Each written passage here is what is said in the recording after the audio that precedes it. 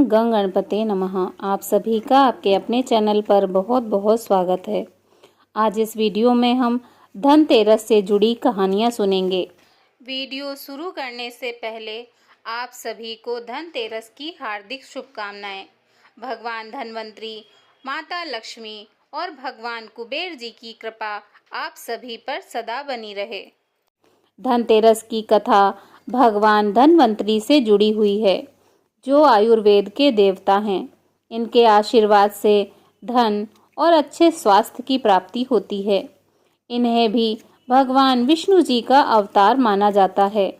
धनतेरस की कहानी के अनुसार एक बार कुछ कारणों से सृष्टि से धन संपदा का लोप हो गया।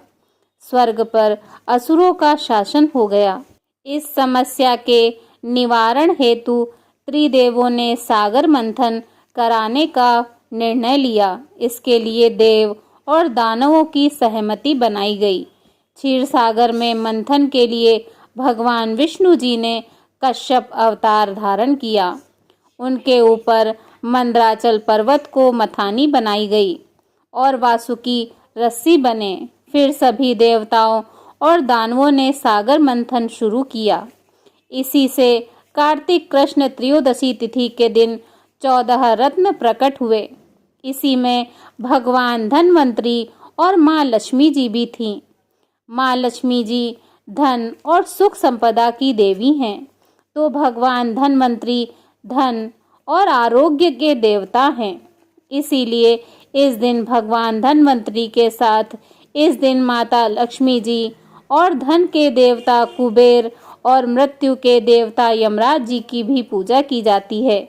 इसी दिन से दीपावली का पर्व शुरू हो जाता है और इस दिन सोना, चांदी या नए बर्तन खरीदना बहुत ही शुभ माना जाता है।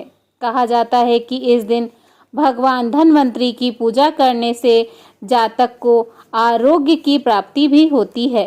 वहीं माँ लक्ष्मी और कुबेर देवता की पूजा से धन लाभ होता है, जिससे घर में बरकत बनी रहती है।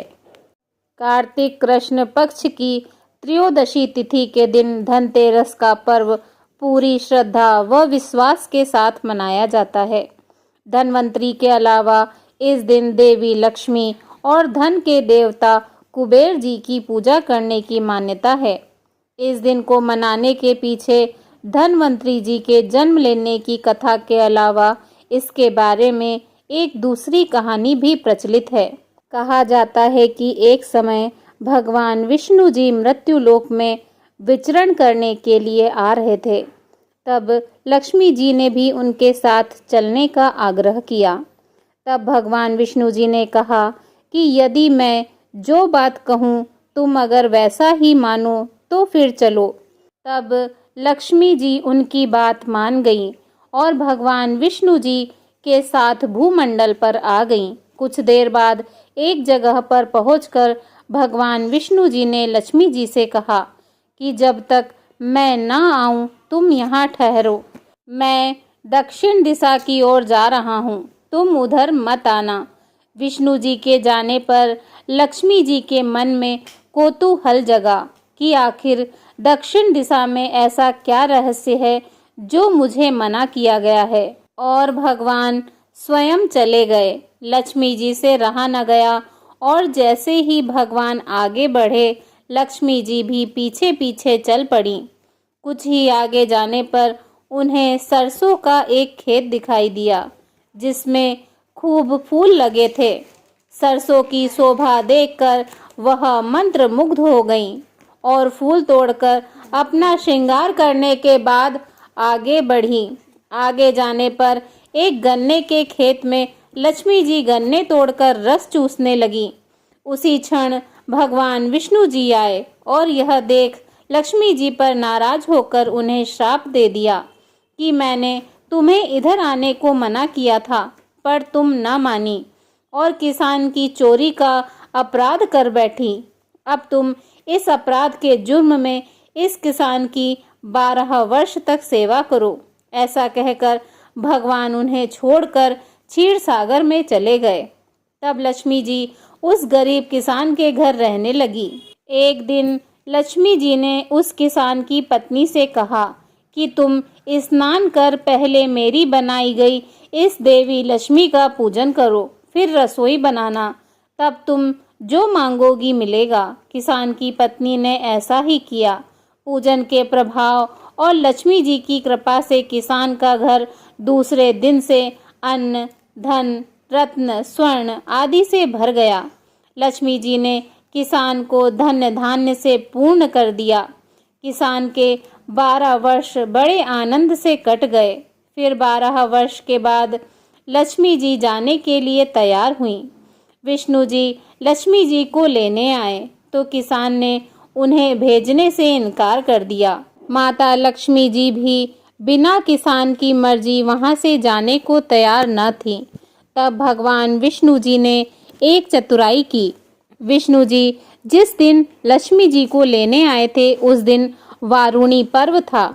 इसीलिए किसान को वारुणी पर्व का महत्व समझाते हुए भगवान विष्णु जी ने कहा कि तुम परिवार सहित गंगा में जाकर स्नान करो और इन कौड़ियों को भी जल में छोड़ देना। जब तक तुम नहीं लौटोगे तब तक मैं लक्ष्मी जी को नहीं ले जाऊंगा। माता लक्ष्मी जी ने किसान को 4 कौड़ियां गंगा जी को देने को दी। किसान ने वैसा ही किया। वह सपरिवार गंगा जी में स्नान करने के लिए चला। जैसे ही उसने गंगा में कौड़ियां डाली वैसे ही 4 हाथ गंगा में से निकले और वे कौड़ियां ले लीं। तब किसान को आश्चर्य हुआ कि वह तो कोई देवी हैं। तब किसान ने गंगा जी से पूछा, हे माता, ये 4 भुजाएं किसकी हैं? गंगा जी बोली, हे किसान, वे चारों हाथ मेरे ही थे। तूने जो कौड़ियां भेंट दी हैं वे किसकी दी हुई हैं? किसान ने कहा, मेरे घर जो स्त्री आई है उन्होंने ही दी हैं।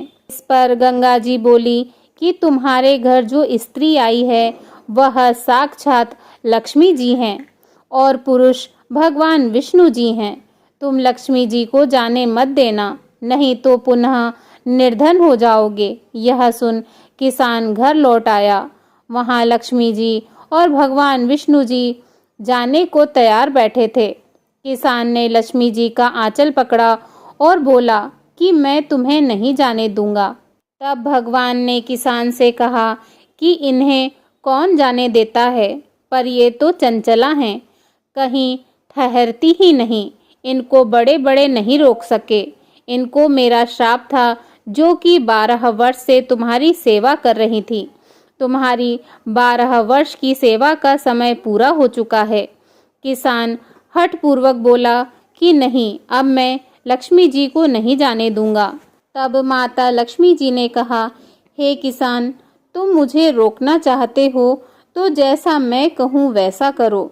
कल तेरस है, तुम घर को लीप पोत कर स्वच्छ करना, रात्रि में घी का दीपक जलाकर रखना और सायंकाल में मेरा पूजन करना और एक तांबे के कलश में रुपया भर कर मेरे निमित्त रखना।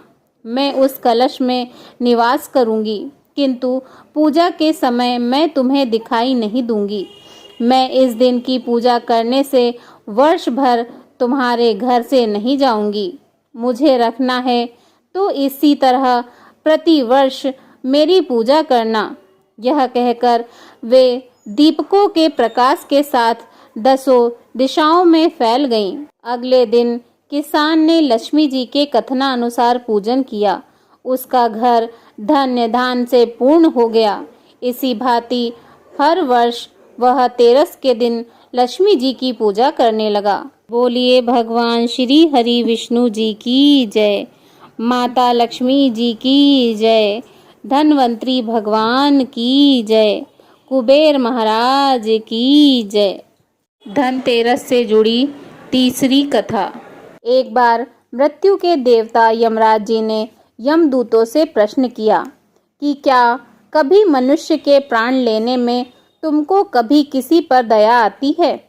यमदूतों ने कहा कि नहीं महाराज, हम तो केवल आपके दिए हुए निर्देशों का पालन करते हैं। फिर यमराज ने कहा कि बेझिझक होकर बताओ कि क्या कभी मनुष्यों के प्राण लेने में दया आई है? तब एक यमदूत ने कहा कि एक बार ऐसी घटना हुई है जिसको देखकर हृदय पसीज गया। एक दिन हंस नाम का राजा शिकार पर गया था और वह जंगल के रास्ते में भटक गया था और भटकते भटकते दूसरे राजा की सीमा पर चला गया। वहाँ एक हेमा नाम का शासक था। उसने पड़ोस के राजा का आदर सत्कार किया।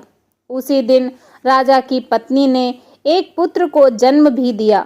ज्योतिषियों ने ग्रह नक्षत्र के आधार पर बताया कि इस बालक की विवाह के 4 दिन बाद ही मृत्यु हो जाएगी।